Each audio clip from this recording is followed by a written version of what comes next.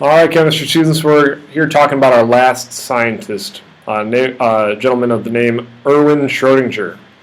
Now, what he was is he was an Austrian physicist, and he proposed that electrons behave like waves. And so, kind of where he ended up doing his research, with the Bohr model, there were some problems. I mean, it explained like electrons were in orbit, but like he tried to come up with a model that satisfied Bohr's rules, but didn't just come up with the explanation of just because I say it has to. So he wanted to come up with a better explanation than it just works. So what he really was is he was a mathematician. He was a math scientist. And what he basically did was he used math to describe an electron like waves. And when he described electrons like waves, he found out that he could explain Bohr's model of the atom by calling a wave or an electron a wave instead of a particle. And so this kind of created the birth of quantum mechanics, because what we kind of found out is that sometimes your electron behaves like a particle, and sometimes your electron behaves like a wave. Now, mathematically, if we're trying to characterize the electrons, characterizing it like a wave is the way to go. But if we characterize it in other ways, then we want to call it a particle. So there's kind of this like what we call the particle-wave duality nature of an electron. And so this kind of got into some crazy stuff. This is really basically the beginnings of quantum mechanics that Schrodinger's famous for, and kind of his he wrote this other paper kind of as a just as a discussion piece with other scientists about Schrodinger's cat. So if you have some spare time, you might want to look into that. I really don't think that I could do it justice to try and explain it to you, but he did this kind of paper about his cat, and I mean there have been numerous discussions in science after that.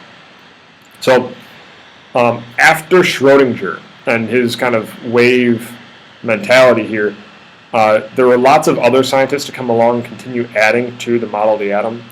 What we currently believe about atoms, and this is kind of the structure that I want you guys to be responsible for.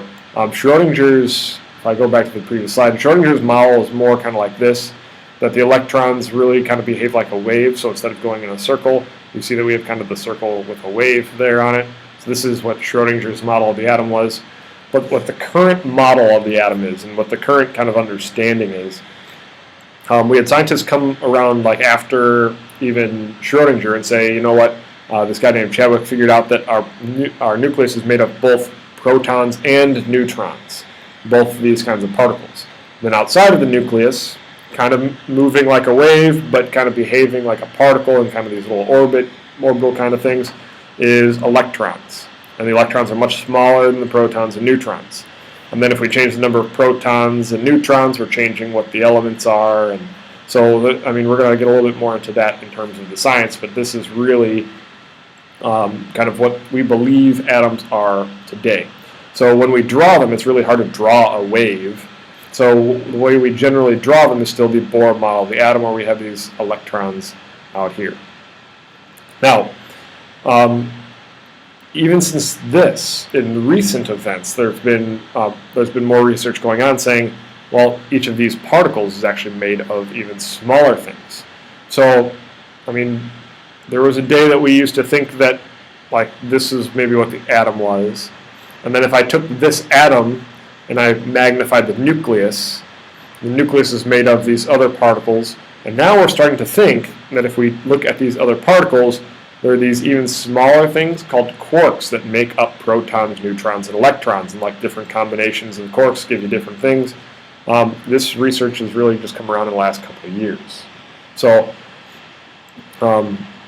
really, I mean, this is still a developing thing. Do I think that we have it right now? I mean, the quarks we're doing research on right now, but we might find out that there's even something inside of the quarks that makes the quarks. So it seems like every time we keep thinking we get down to like this fundamental level where things can't get any smaller, we keep finding, maybe every 100 years we find like another layer of the puzzle.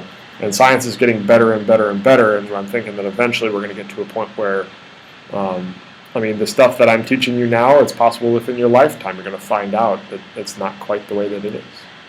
So anyway, thanks for listening to our series about atomic history. Hopefully this was kind of informative, a little bit easier than just me lecturing all day for a class.